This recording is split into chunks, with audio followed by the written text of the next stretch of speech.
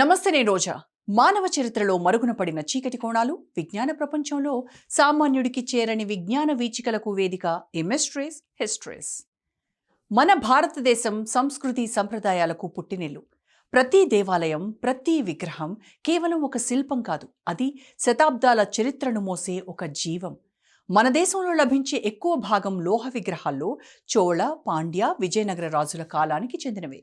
ఇవి కేవలం భక్తికి ప్రతీకలు మాత్రమే కాదు, ప్రపంచ కళా విశ్వంలోనూ అద్భుత సృష్టి. కానీ ఇక్కడే మొదలవుతుంది ఒక చీకటి కథ.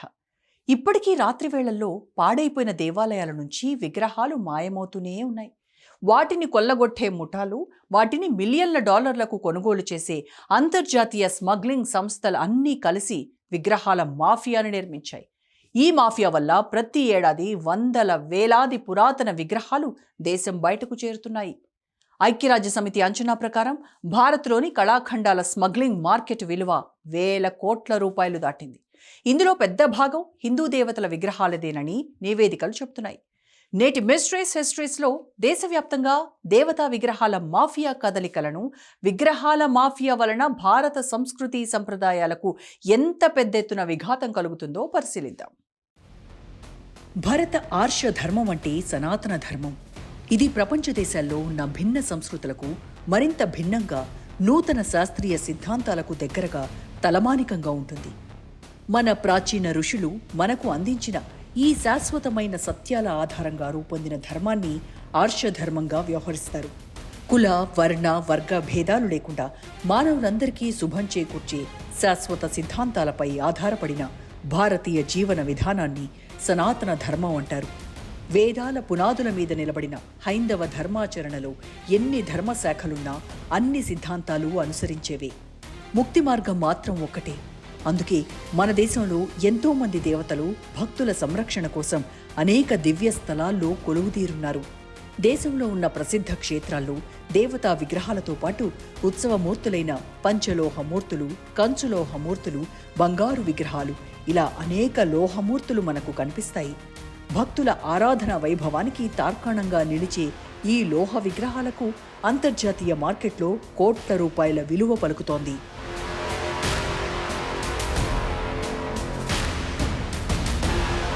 ఈ నేపథ్యంలోనే ఇండియాలో హిందువుల ఆలయాల విగ్రహాల అక్రమ రవాణా, అమ్మకం ఒక పెద్ద మాఫియా వ్యవస్థగా మారింది.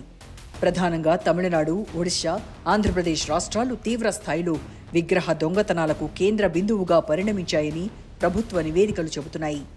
అంతర్జాతీయ స్థాయిలో కనెక్ట్ అయిన ముఠాలు వేగంగా ఆలయాల నుండి విగ్రహాలు దొంగిలించి నకిలీ డాక్యుమెంట్లు, అసలు వివరాలు మార్చి తర్వాత విదేశాలకు ప్రైవేటు సేకరణదారులకు పంపిస్తున్నారు.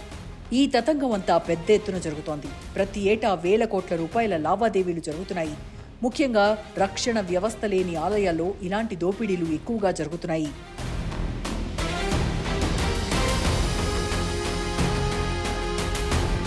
సుభాష్ కపూర్ అమెరికాకు చెందిన పురాతన వస్తువుల డీలర్. అతని ముఠా పురాతన విగ్రహాల అంతర్జాతీయ మాఫియాలో కీలక పాత్ర పోషిస్తుంది. సుభాష్ కపూర్ వంటి ప్రముఖ మాఫియా నేతల నెట్వర్క్ ద్వారా వేల కోట్ల విలువైన విగ్రహాలు అమెరికా, యూరప్కు చేరుతున్నాయి. సుభాష్ కపూర్ 2012లో పురాతన వస్తువుల అక్రమ రవాణా కేసులో 10 ఏళ్లు జైలు శిక్ష కూడా అనుభవించాడు.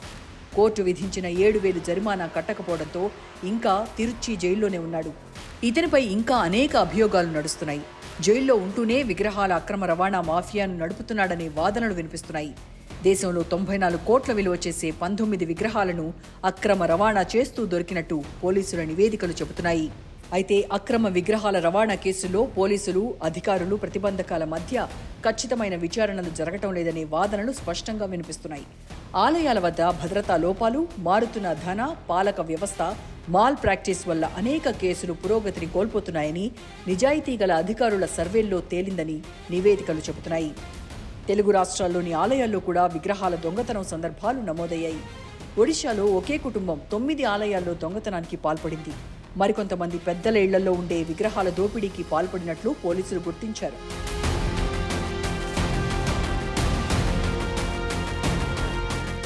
తమిళనాడులో ప్రత్యేకంగా మాఫియా ఐడల్ వింగ్ యాక్టివ్గా పనిచేస్తోంది. మాఫియా కీలక నాయకులు, ముఠాల చొరబాటు, ఆస్తి లబ్ధిదారులు, అధికారుల వరకు విచారణ సాగిస్తున్నారు.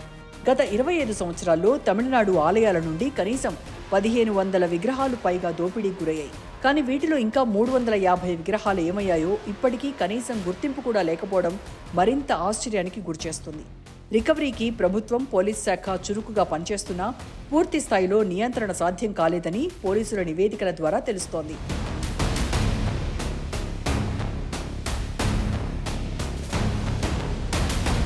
సుభాష్ కపూర్ అగ్రహారాల విగ్రహ చోరీల్లో అంతర్జాతీయ స్థాయిలో అత్యంత ప్రాముఖ్యం పొందిన ముఠా నేత.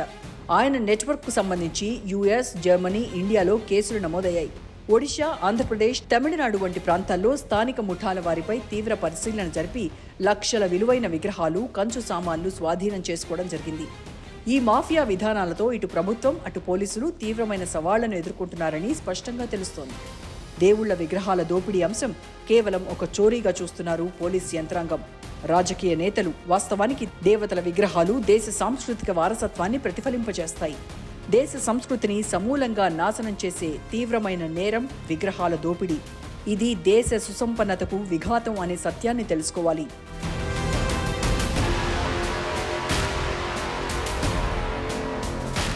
భారతదేశంలో ఆలయ విగ్రహాల దోపిడీ విజృంభిస్తోందనే చెప్పాలి. ప్రతి సంవత్సరం అనేక చారిత్రక దేవతా విగ్రహాలు కనిపించకుండా పోతున్నాయి. ఇది ఆర్థిక, సాంస్కృతిక ప్రమాదంతో పాటు అంతర్జాతీయ ముఠాలతో కూడిన మాఫియా ధోరణికి ఉదాహరణగా మారింది. ఈ దొంగతనాల పర్వాన్ని పరిశీలిస్తే 1992-2017 మధ్య తమిళనాడులోనే 1200 పైగా విగ్రహాలు దొంగిలించబడ్డాయి. దేశవ్యాప్తంగా 3 దశాబ్దాల్లో 4400కి పైగా ఆలయ విగ్రహాలు దోపిడీకి గురయ్యాయి. పురాణ వస్తువుల రక్షణ వ్యవస్థ చాలా దయనీయ స్థితిలో ఉంది.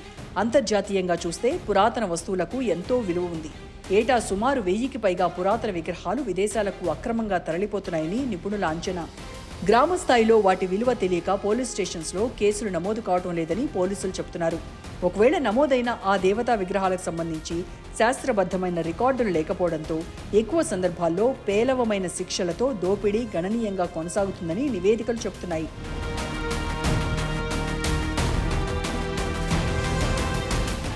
ఒక విగ్రహం దొంగిలించబడటం అంటే అది కేవలం ఒక కళాఖండం కోల్పోవడం కాదు.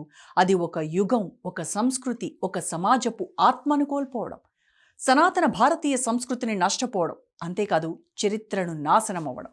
అంతేకాదు దైవ విగ్రహం అంటే భక్తునికి కేవలం లోహమే కాదు, అది దైవ స్వరూపం. ఒక ఆలయంలో విగ్రహం లేకపోతే ఆ గుడి ఆత్మ వదిలి వెళ్ళినట్టే. భక్తుల విశ్వాసం దెబ్బతింటుంది, పూజా పద్ధతులు విచ్ఛిన్నమవుతాయి, గ్రామాలు, పట్టణాలు తమ ఆధ్యాత్మిక కేంద్రాలను కోల్పోతాయి. ప్రతి విగ్రహం ఒక ప్రత్యేక కథ చెబుతుంది, ఒక రాజవంశం, ఒక కాలం, ఒక కళా శైలిని. అవి లేకుండా పోతే మన చరిత్రలో ఒక అధ్యాయం శాశ్వతంగా చెరిపివేయబడుతుంది. కాబట్టి ఈ దేవతా విగ్రహాలను కాపాడుకోవాల్సిన బాధ్యత మనందరిపైన ఉంది. ప్రతి గ్రామ ప్రజలను ఈ విషయంలో చైతన్యవంతం చేయాల్సిన అవసరం కూడా ఎంతో ఉంది. తమిళనాడుతో పాటు ఆంధ్ర, తెలంగాణ రాష్ట్రాల్లో 1980ల నుంచి విగ్రహ చోరీలు ఎక్కువగా నమోదయ్యాయి. కొన్ని వందల సంవత్సరాల పురాతన విగ్రహాలు ఇప్పటికీ కనిపించకుండా పోయాయి. కొన్ని కేసుల్లో యాదృచ్ఛికంగానే కంటే దొంగలు దేవతల విగ్రహాలు దోపిడీ చేసిన తర్వాత వాళ్లకు కలల్లో ఆయా దేవతలు వచ్చి ఎక్కడ తెచ్చారో అక్కడ పెట్టమని బెదిరించినట్టు వచ్చిన స్వప్నాల కారణంగా దొంగలు విగ్రహాలు తిరిగి ఇచ్చేసిన ఘటనలు కూడా ఉన్నాయంటున్నారు పోలీసు అధికారులు. స్థానిక ముఠాలకు టాప్ లీడర్లు, అంతర్జాతీయ ఆర్ట్ మార్కెట్, అక్రమ ఎగుమతిదారులతో సంబంధాలున్నాయి. అమ్మకాల విలువ సంవత్సరానికి 1000 కోట్లకు చేరుతోంది.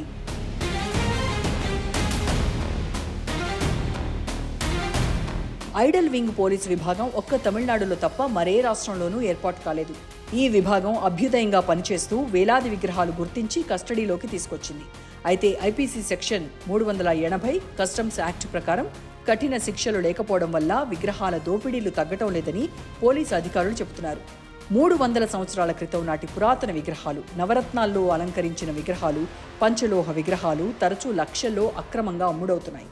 అయితే కొన్ని సంఘటనలు చూస్తే 2002లో ఉత్తరప్రదేశ్లోని 300 సంవత్సరాల పురాతనమైన బాలాజీ ఆలయం నుండి 16 విగ్రహాలను దొంగల ముఠా దొంగిలించింది.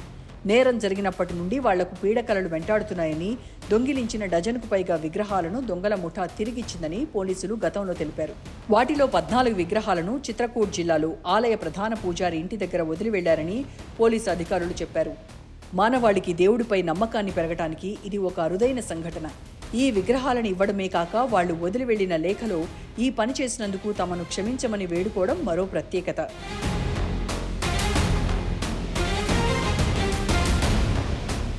దేశవ్యాప్తంగా చూస్తే హిందూ ఆలయ విగ్రహాల దోపిడీ అత్యధికంగా జరిగిన రాష్ట్రాల్లో ప్రధానంగా తమిళనాడు, ఒడిశా, కర్ణాటక, ఆంధ్రప్రదేశ్, తెలంగాణ, మహారాష్ట్రాలు ముందు వరుసలో కనిపిస్తున్నాయి.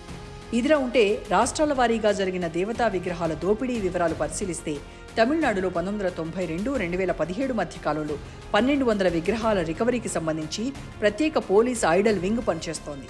అదేవిధంగా తెలంగాణ, ఏపీ రాష్ట్రాల్లో 1980 నుండి పరిశీలిస్తే వందల సంఖ్యలో ఉన్నాయని పోలీసుల నివేదికలు చెబుతున్నాయి. ఇదిలా ఉంటే పోలీస్ స్టేషన్స్లో నమోదు కాని కేసులు కూడా చాలా ఉన్నాయనే అధికారులు చెబుతున్నారు. దేశవ్యాప్తంగా 2010-2012 మధ్య కాలంలో కేవలం 2 ఏళ్ల నివేదికలను పరిశీలిస్తే 4000 విగ్రహాల దోపిడీ జరిగినట్టు నివేదికల ద్వారా తెలుస్తోంది.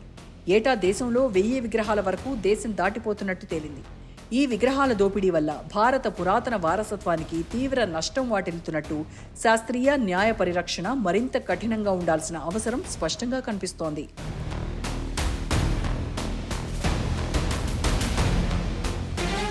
అంతర్జాతీయ విగ్రహ మాఫియా నెట్వర్క్ కేంద్రంగా ఎక్కువగా గుర్తింపు పొందిన రాష్ట్రం తమిళనాడు అని ఆధారాలు సూచిస్తున్నాయి. ఆ రాష్ట్రం నుండి అసంఖ్యాక పురాతన విగ్రహాలు, కళాముద్రికలు విదేశాలకు అక్రమంగా తరలింపు ఇంకా జరుగుతున్నాయి. తమిళనాడు పోలీస్ ప్రత్యేక ఐడల్ వింగ్ను ఏర్పాటు చేసిన ఏకైక రాష్ట్రం కూడా ఇదే. అంతేకాదు తమిళ ప్రభుత్వం నిబద్ధంగా ఐడల్ వింగ్ సిఐడి వ్యవస్థను ఏర్పాటు చేసిన ఏకైక రాష్ట్రం కూడా ఇదే. ఈ దళం ఇప్పటికే 2000కు పైగా విగ్రహాలను తిరిగి తెచ్చింది. ఇదిలా ఉంటే 1950 నుంచి ప్రతి దశాబ్దంలో 10,000 నుండి 20,000 విగ్రహాలు దేశం వెలుపలికి అక్రమంగా తరలించబడినట్టు నిపుణుల అంచనా. కానీ రికవరీ రేటు మాత్రం అత్యల్పంగా ఉంది. అదేవిధంగా కర్ణాటక రాష్ట్రంలో ఇటీవలి 6 సంవత్సరాల్లోనే 30కి పైగా విగ్రహాలు దొంగల పాలయ్యాయి.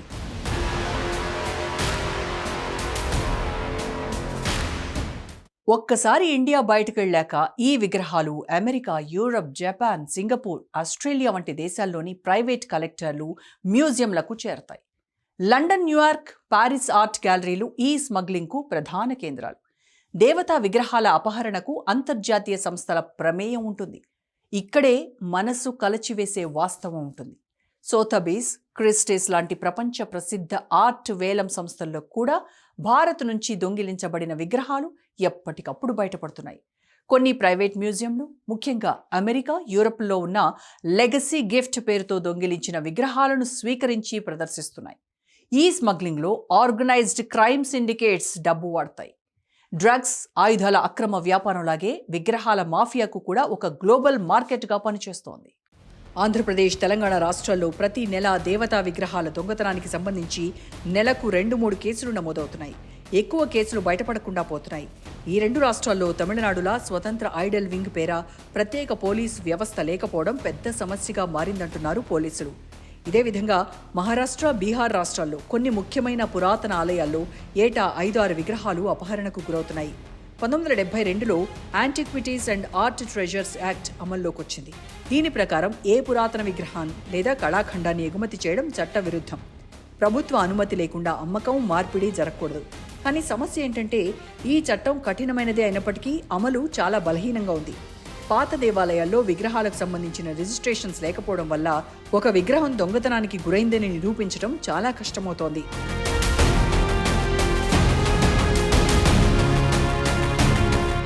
తమిళనాడు, ఒడిశా రాష్ట్రాల్లోని ఆలయాల్లో విగ్రహాల దొంగతనాలు అత్యధికంగా నమోదయ్యాయి. ఈ 2 రాష్ట్రాలు అంతర్జాతీయ బహిరంగ మార్కెట్కు కేంద్రంగా మారాయి.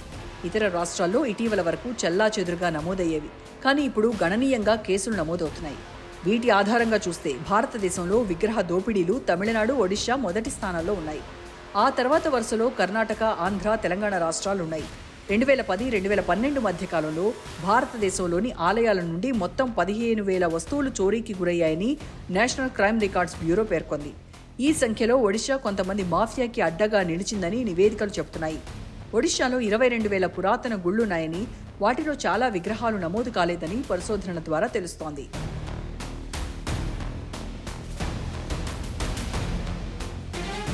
తమిళనాడు కళ్ళకుర్చి జిల్లా వీరచోళపురం గ్రామంలో 3 దశాబ్దాల క్రితం 3 ఆలయాల్లో చోరీకి గురైన 6 ప్రాచీన విగ్రహాల ఆచూకీని విగ్రహాల అక్రమ రవాణా నిరోధక విభాగం పోలీసు ఉన్నతాధికారులు కనిపెట్టారు. వీరచోళపురంలోని త్రిపురాంతకం, ప్రతిపుర సుందరి, నారీశ్వర ఆలయాల్లోని కోట్లాది రూపాయల విలువ చేసే నటరాజస్వామి, వీణాసుందరి, దక్షిణామూర్తి, పావై నాచ్యార్ సమేత సుందరర్, త్రిపురాంతకం, త్రిపుర సుందరి విగ్రహాలు 30 ఏళ్ల క్రితం చోరీకి గురయ్యాయి. చివరకు ఆ 6 విగ్రహాలు అమెరికాలోని మ్యూజియంలో ఉన్నట్టు తేలడంతో యునెస్కో ఒప్పందం మేరకు ఆ విగ్రహాలను స్వదేశానికి రప్పించేందుకు కేంద్ర ప్రభుత్వం చర్యలు తీసుకుంది.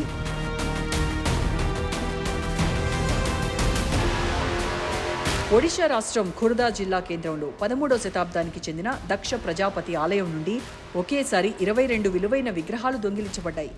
గత దశాబ్దంలో ఒడిషాలోని భద్రక్ జిల్లాలో 20 విగ్రహ దోపిడీ కేసులు నమోదు కాగా ఒక్క కేసులో కూడా కనీసం ఒక్క విగ్రహం కూడా రికవరీ కాలేదని నివేదికలు చెబుతున్నాయి. ప్రాచీవెళ్లి ప్రాంతంలో చివరి 10 ఏళ్లలో 48 విగ్రహాల కేసులు నమోదయ్యాయి. ఒక్కటి మాత్రమే రికవరీ అయ్యింది. ఇప్పటి వరకు ఒడిషా రాష్ట్రంలో దోపిడీ శాతాన్ని లెక్కించడానికి స్పష్టమైన గణాంకాలు లేవు. కానీ ప్రభుత్వ INTACH Indian national trust for art and cultural heritage, NCIB national crime investigation bureau వంటి సంస్థలు దీనిని చిత్తుగా పెరుగుతున్న సమస్యగా అభివర్ణించాయి. దేశవ్యాప్తంగా ఒడిషా ఐడల్ స్మగ్లింగ్కు ముఖ్యమైన కేంద్రంగా మారింది. విగ్రహాలు, పురాతన వస్తువులు బయట దేశాలకు అక్రమంగా వెళ్లిపోతున్నాయి. వాస్తవంగా అధికారికంగా ఎలాంటి డేటాబేస్ లేదు. చోరీకి గురయ్యే విగ్రహాల లెక్కలు అధికారికంగా నిర్ధారించబడకుండా ఉండటం ఇక్కడ మరో సమస్యగా మారింది. ఈ నేపథ్యంలో ఒడిషా రాష్ట్రంలో అత్యధిక స్థాయిలో విగ్రహాల దోపిడీ జరుగుతోంది. ఇది పూర్తిగా ప్రభుత్వ నిర్లక్ష్యమని పలువురు పురావస్తు శాఖ అధికారులు చెబుతున్నారు.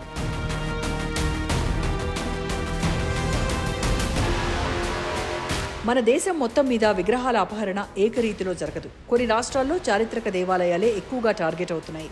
తమిళనాడు దేవాలయాలు, ముఖ్యంగా చోళ, పాండ్యకాలం నాటి కాంస్య విగ్రహాలు అంతర్జాతీయ మార్కెట్లో అత్యధిక డిమాండ్లో ఉంటాయి. 1970 నుంచి 2020 మధ్య కాలంలో 10,000కు పైగా విగ్రహాలు తమిళనాడు నుండి మాయమయ్యాయని అంచనా. చోళకాలం నాటి నటరాజ విగ్రహం 40 కోట్లకు పైగా మార్కెట్ విలువ పలికింది. 1970లలో తమిళనాడులోని దేవాలయం నుంచి మాయమైంది. ఆ తర్వాత ఆస్ట్రేలియాలోని నేషనల్ గ్యాలరీలో బయటపడింది.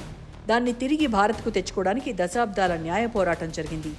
ఈ ఉదాహరణ ఒకటే కాదు, వందలాది విగ్రహాలు ప్రపంచవ్యాప్తంగా ఇంకా అనధికార సేకరణలో ఉన్నాయి. విగ్రహాలు దొంగిలించడం అనేది కేవలం ఒక సాధారణ నేరం కాదు. ఇది ఒక శతాబ్దాల నెట్వర్క్గా, ఒక పాతుకుపోయిన ఒక మాఫియా. ఈ ముఠాలు ముందుగా పురాతన దేవాలయాలను, ముఖ్యంగా గ్రామీణ ప్రాంతాల్లో పాడైపోయిన గుళ్లను టార్గెట్ చేస్తాయి. అక్కడ భక్తులు తక్కువ, భద్రత లేకపోవడం వలన వీటిని ఈజీగా టార్గెట్ చేసి తీసుకుంటారు.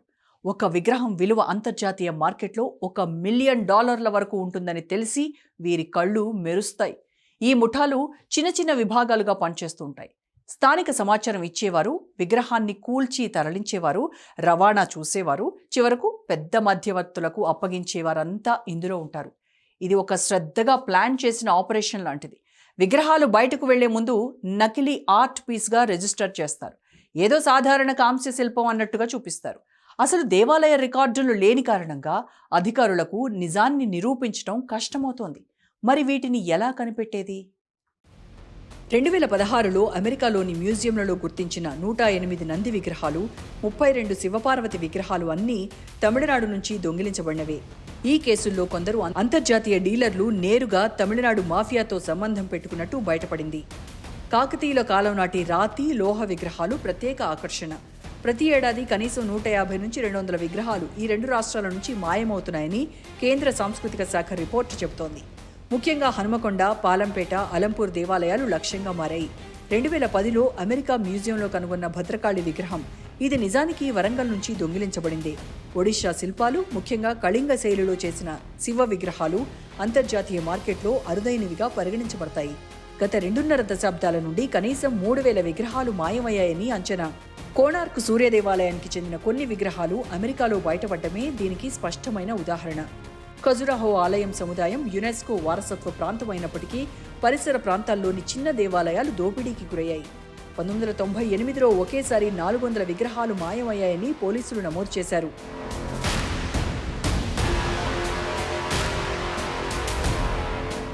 రాజస్థాన్, గుజరాత్ జైన విగ్రహాల స్మగ్లింగ్, జైన విగ్రహాలు, ముఖ్యంగా మహావీర, పార్శ్వనాథ లోహ విగ్రహాలు విదేశీ కలెక్టర్లకు ప్రాధాన్యత కలిగినవి.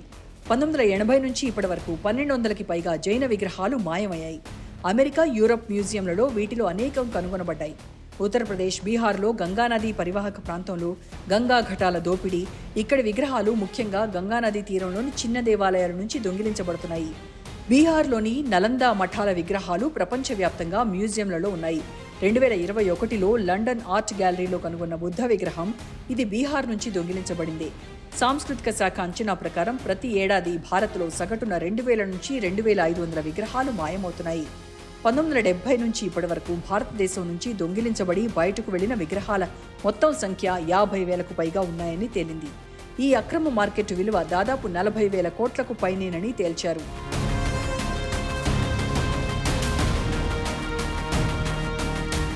భారతదేశంలో విగ్రహ చోరీలను నియంత్రించేందుకు ప్రభుత్వాలు, సాంకేతిక రంగం అనేక వ్యూహాలు అవలంబిస్తున్నాయి. వాటిలో భాగంగా ఆలయాల వద్ద మెరుగైన సీసీ కెమెరాలు అమర్చడం, రాత్రివేళ ప్రత్యేక గస్తీని పెంచడం, ఆలయ పనివారిపై కఠినంగా స్క్రూటినీ చేయడం, నూతన ఉద్యోగులకు లేదా విదేశీ సందర్శకులకు ప్రవేశ నిబంధనలు విధించడం జరుగుతుంది. దీంతో పాటు డిజిటల్ డాక్యుమెంటేషన్ అండ్ రిజిస్టర్ పద్ధతిని పాటిస్తున్నారు. ఈ నేపథ్యంలో ప్రతి ఆలయ విగ్రహాన్ని ఫోటో తీసి డిజిటల్ రికార్డు తయారు చేయడం ప్రారంభించారు. జియో కోడింగ్, బ్లాక్ చైన్ ఆధారంగా విగ్రహ వివరాలు భద్రపరుస్తున్నారు. దేశంలోని ప్రతి దేవాలయ విగ్రహానికి ప్రత్యేక ID, QR code, 3D scan నమోదు చేయాలంటున్నారు పురావస్తు శాఖ అధికారులు.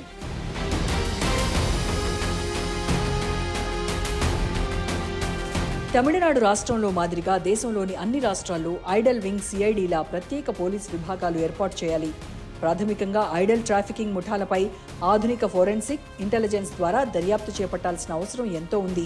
విగ్రహాలను అపహరణ చేసిన దొంగలకు, వీటిని ప్రోత్సహించే వారికి కఠిన శిక్షలు విధించే చట్టాలు రావాలి. ఆలయ నిర్వాహకులు విగ్రహాల వివరాలను నమోదు చేయించాల్సిన అవసరం ఉంది.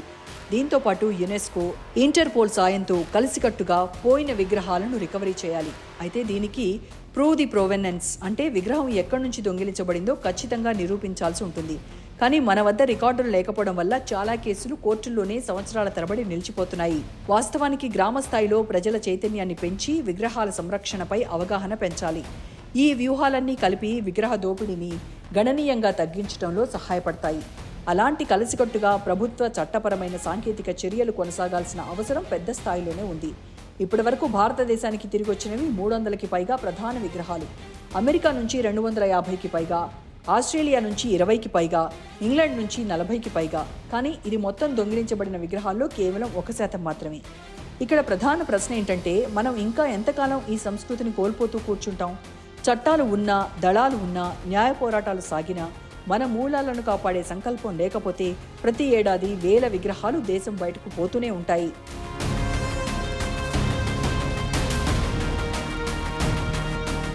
విగ్రహాల మాఫియా అనేది కేవలం కళా స్మగ్లింగ్ కాదు. ఈ డబ్బు డ్రగ్ మాఫియా, ఆయుధ స్మగ్లింగ్, టెర్రరిజం వంటి అక్రమ కార్యకలాపాలకు ఇంధనమవుతోంది. అంటే మన సంస్కృతిని దోచిన డబ్బే చివరికి మన సమాజ భద్రతకు ముప్పుగా మారుతుంది. డిజిటల్ యుగం ప్రమాదం. సోషల్ మీడియా, డార్క్ వెబ్ ద్వారా అక్రమ విగ్రహ వ్యాపారం కొత్త రీతిలో విస్తరిస్తోంది. స్థానిక నిర్లక్ష్యం, యువతలో చారిత్రక అవగాహన తగ్గిపోవడం వల్ల ఈ సమస్యను చాలామంది పెద్దగా పట్టించుకోవడం లేదు. అంతర్జాతీయ మార్కెట్లో మన దేవతా లోహ విగ్రహాలకు డిమాండ్ ఎక్కువగా ఉంది. పాశ్చాత్య దేశాల్లో ఇండియన్ బ్రాంజ్ ఐకాన్ డిమాండ్ పెరుగుతున్నంత కాలం దోపిడీ ఆగదు. మొత్తంగా చూస్తే పురాతన విగ్రహాలు, వస్తువుల రిజిస్ట్రేషన్, ఆధునిక భద్రతా పరికరాలు, పటిష్టమైన న్యాయ రక్షణ అవసరం. ప్రతి ఆలయంలో మొత్తం పురాతన వస్తువులు, విగ్రహాల వివరాల డేటాబేస్ రూపొందించాల్సిన అవసరం ఎంతో ఉంది.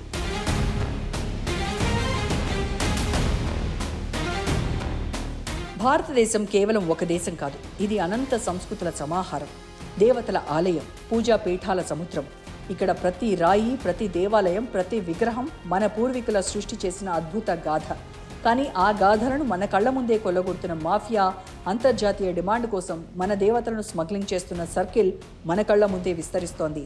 భవిష్యత్తులో మాఫియా మరింత శక్తివంతమవుతుంది. ఎందుకంటే గ్లోబల్ మార్కెట్లో భారతీయ విగ్రహాల విలువ రోజురోజుకు పెరుగుతోంది. డిజిటల్ నెట్వర్కులు, డార్క్ వెబ్ ద్వారా వేలంపాటలు మరింత సులభమవుతున్నాయి. ఇప్పటికైనా భారతీయులు జాగ్రత్త పడకపోతే విలువైన మన సాంస్కృతిక చిహ్నాలైన దేవతల లోహ విగ్రహాలను కోల్పోతాం. క్రమంగా మన జాతి ఉనికిని కూడా కోల్పోతామనే సత్యాన్ని ప్రజలు గుర్తించాలి.